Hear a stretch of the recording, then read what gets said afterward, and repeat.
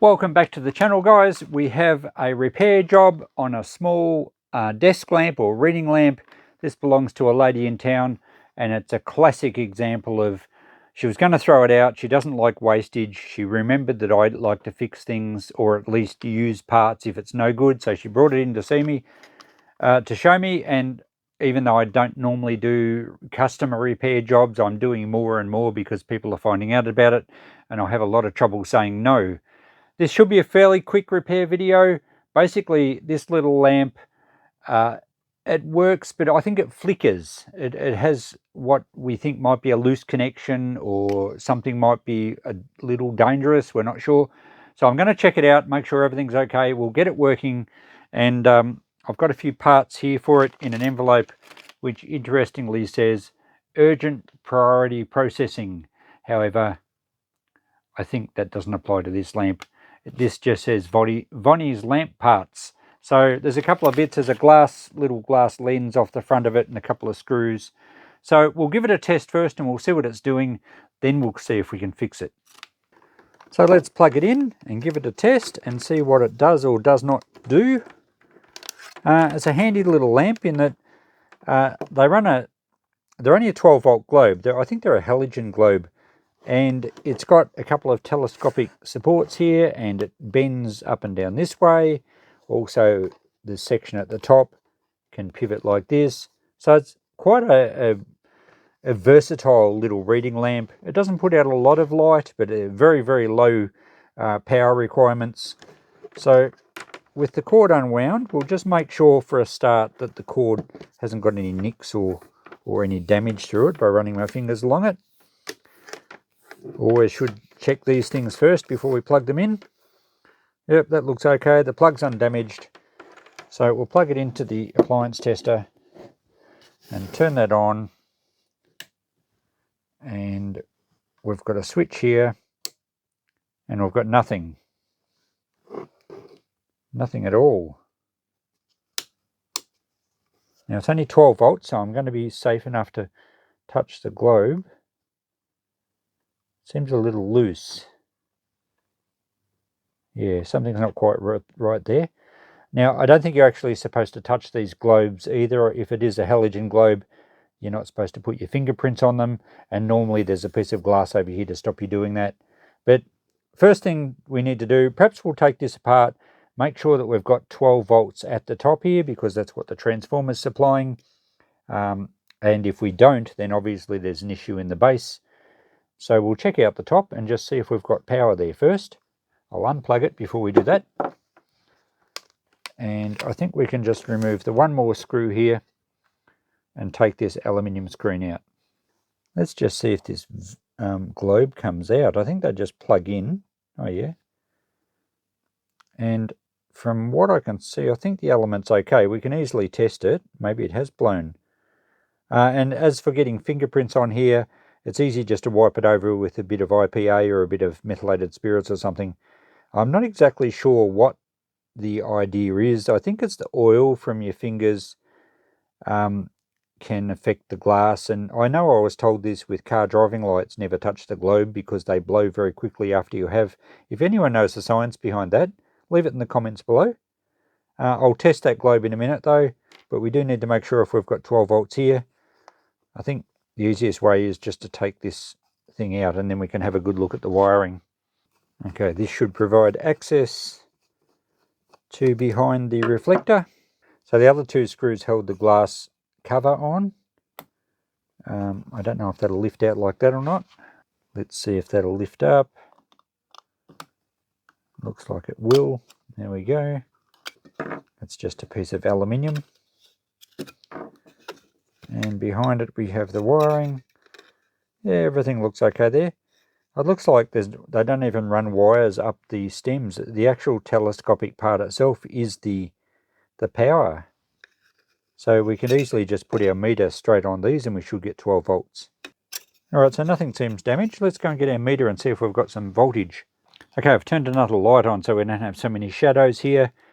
Before we check voltages on the lamp, let's go to continuity test and see if our globe's any good. Yep, So globe's fine. We'll give that a wipe over with IPA before we put it back in. Now we'll go to the 20 volt range and we'll turn this on and we'll see if we have 12 volts at the wires for a start.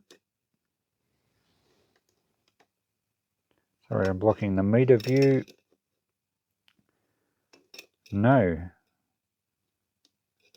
we don't have 12 volts. Try it on these supports themselves, and no, there's no voltage. So, all right, the problem is in the base. Now, whether it's the transformer down here or whether it's the switch, I'm not too sure. We'll have to dive in and have a look. All right, I've put a towel on the bench so it doesn't slide around everywhere, and I'm guessing that the screws are under the feet. It's normally where they hide them. So let's see if these rubber feet come out. Or they're more just of a type of foam. And yes, there's a screw under there. Actually, they just stick on there. I think they're self-adhesive little foam pads. So we'll try not to damage them because we need to put them back in. And yep, there's going to be a screw under each of them. And now we can remove the base.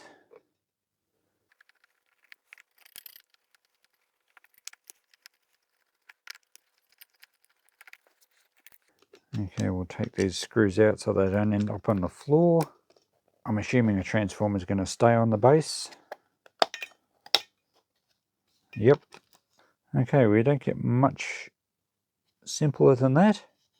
Okay, mains comes in and it goes up the back to the switch, and one of them is coupled direct to the transformer, so it would be just switching the active wire to provide mains into this side of the transformer, and then there's two black wires, should be 12 volts, that just go straight to the bottom posts of the telescopic supports. So we need to check some voltages, whether if it's not the switch, which actually feels good, then we must have a problem in the transformer. I'm just trying to nut this out. If we have a 12 volt globe, one would assume that's DC, but we only have a transformer in here. Is there no rectifier? Is there a rectifier built into the transformer? Or is the globe actually an AC globe, in which case I should be testing it on AC. So it's still actually turned on at the moment. If we go to AC on the meter,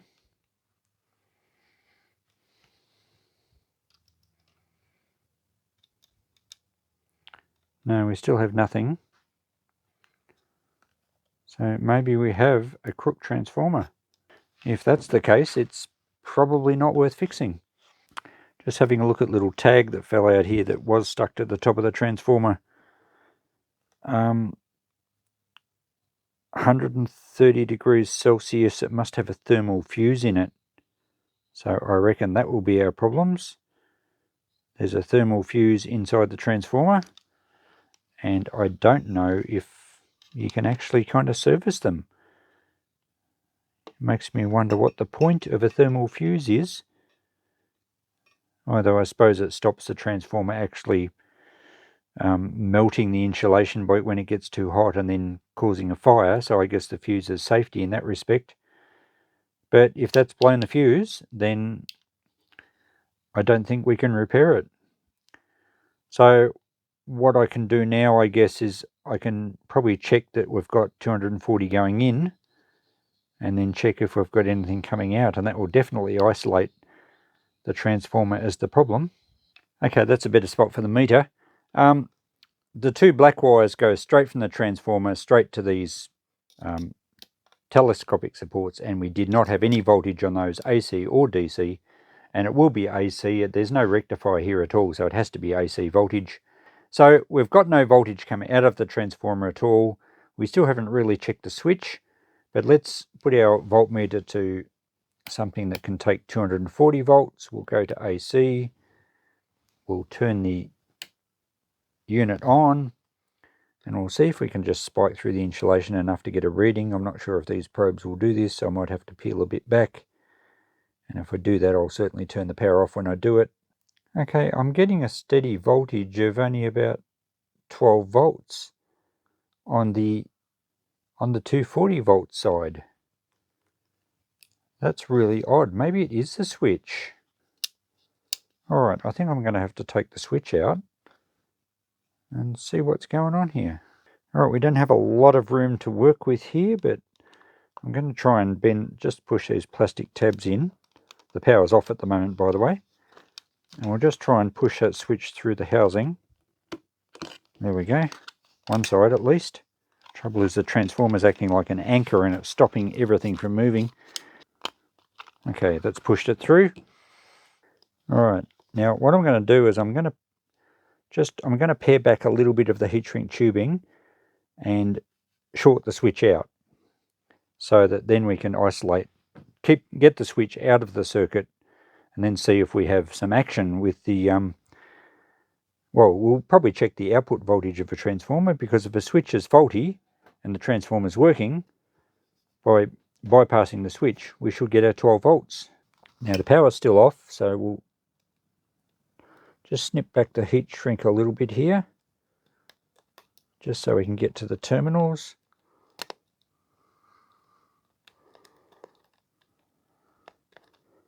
And I'll get a test lead and just bridge those terminals. Okay, we'll put one on there and one on there and make sure that that's not going to touch anywhere for a test. Now we haven't disconnected anything else, it's all still wired up. Turn the power on and we'll put our meter back to 20 and we'll see what we've got on these telescopic supports. Oh, look at that, we've got 12 volts. 12 volts AC. So excellent, our transformer's fine. We haven't blown the thermal fuse. We've got a dodgy switch, which would explain why it was flickering and working sometimes and not others. Now that's a pretty standard appliance switch. So I should be able to find one of those in a box of switches I've got, because when I scrap out appliances I do keep switches. So excellent, we'll turn it off before we short something out that we shouldn't. And I'm glad it wasn't the transformer, because we should be able to fix it. Okay, we'll prune back the rest of the heat shrink and get that out of the road, and the other bit as well.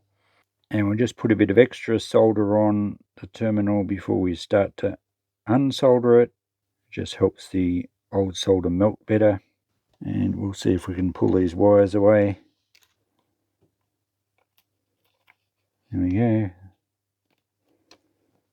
And this one, well, that one's twitched right round, I think. It's awfully hard to unsolder when they do a big loop before they solder them. I don't want to snip the wires any shorter because we've got limited room to work as it is. There we go. So we have one dodgy switch. Back at this job tonight, I found a switch at the shop today. Very similar switch, in fact pretty much identical out of some other appliance. The new switch is soldered in now, and you'll have to pardon the noise of the hot air gun as we just shrink the heat shrink tubing down, just to protect the wires on the terminals. And it's pretty good. Alright, we can actually give it a test now, but I'm fairly confident. So let's at least push the switch back in so that we don't have loose wires hanging around everywhere. It's in position, and it's the right orientation. Down for on. Alright, let's just do a quick check then. We'll get our globe and we'll put it in and we'll just make sure it's going to work. Okay, we'll plug our globe in here. And I did do a really quick Google on the whole touching of a halogen globe. And I know I asked you guys for the science explanation, but my quick Google just basically told me that because the halogen globes run a lot hotter than a standard incandescent globe, The glass is more susceptible to weak spots, and the oils from your fingers can actually prevent an even distribution of heat. Consequently, the glass can either crack or the bulb just blow, or sometimes even explode, I believe. So that's what I come up with. Feel free to correct me or add further information. Let's turn it on and power on the switch here. There we go. We won't leave it on for too long. I haven't cleaned the globe yet. The switch was the problem. That's all fixed. All I have to do is just reinsert the base here. We'll get the other parts out of the envelope. Let's have a look in here now. It should be just a little glass cover. And that's the reason halogen globes are actually behind glass, because they do run a lot hotter. And also, oh, there's a spare globe too. Also, that's an old one, so that may still be okay as well. I guess the standard procedure for someone is to try replacing the globe. There's the little glass. So the glass not only helps protect you from burning your fingers on the globe, but it also stops you leaving fingerprints on it. So that's why halogen lights have protection for the globe. There's our little brackets and screws. All right. I'll just put this together off camera. You don't need to see this, and we'll just show you the finished product working in a couple of seconds. So there we go, guys, all back together and functioning perfectly. Faulty switch was the main problem. There was a little bit of flickering when I first turned it on, and I tightened up the pivot points on the little telescopic sections here, and also the fact that it slides up and down. Given that these telescopic sections are actually the contact for the 12 volts to pass through, as it gets a bit older, a bit dustier, a bit of tarnish on the chrome perhaps, you might have a little bit of flickering. It seems to be good now, but as I said, I tightened up the pivot, so it's a little bit more stiff to move, but the connection seems much better. So problem solved, item fixed, saved from the waste stream. Vonnie should be happy.